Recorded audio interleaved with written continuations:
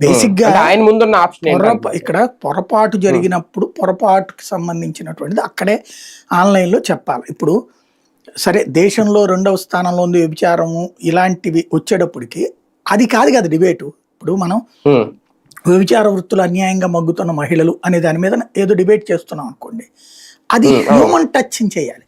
అయ్యో ఇక్కడ ఉపాధి అవకాశాలు లేక ఎట్లా అవుతున్నారు, లేకపోతే కనుక అండ కోల్పోయి ఎట్లా అవుతున్నారు, లేకపోతే ఏ మద్యం మత్తులోనో మొగుళ్ళు చనిపోతే ఇట్లా అవుతున్నారు, ఇట్లాంటిది ఏదన్నా ఉన్నాయా నీ దగ్గర డేటా?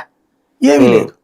ఏ డేటా లేకుండా అందరు మహిళల్ని మనం అంటే ఒక ఆస్పెక్ట్ ఒక డేటా ఉంది దేశంలో వ్యభిచారానికి సంబంధించిన దాంట్లో.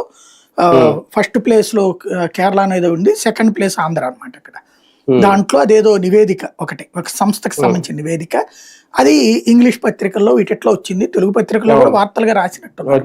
ఆ రాసింది ఈవెన్ ఈటీవీ కూడా టెలికాస్ట్ చేసింది కదా.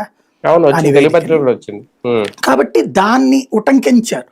ఆ ఉటంకించడంలో తప్పు లేదు, కానీ దాన్ని ఒక్క ప్రాంతానికి పర్టికులర్ గా పెట్టడం, అది ఆంధ్ర మొత్తంలో జరుగుతున్నది అన్నటువంటి, అది సామాజిక కోణంలో చూడాల్సినటువంటి ఉదంతం. అది దాన్ని తీసుకొచ్చి క్రైమ్ కోణంలో లేదంటే గనక ఒక అసహజత్వాన్ని అంటే అమరావతి మీద ఒక బ్రాండ్ వేసే ప్రయత్నం.